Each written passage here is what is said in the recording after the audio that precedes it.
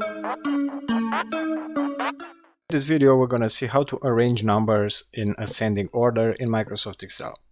So I have some numbers right here, just some random numbers that I put together, and let me show you what to do to arrange them in ascending order. So the first step is going to be to select all the numbers that you would like to perform this operation on. I'm going to go to the first number in here. I'm going to go and press Ctrl, Shift, and the down arrow. And with that, I've selected all the data from here. And the next step is to go to Home and go to the editing part from here, the editing group, and click on Sort and Filter.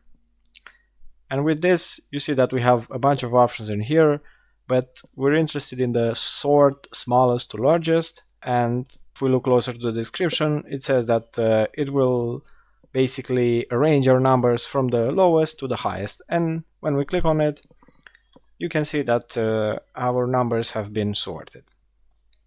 That's it. This is how you arrange numbers in Microsoft Excel in ascending order.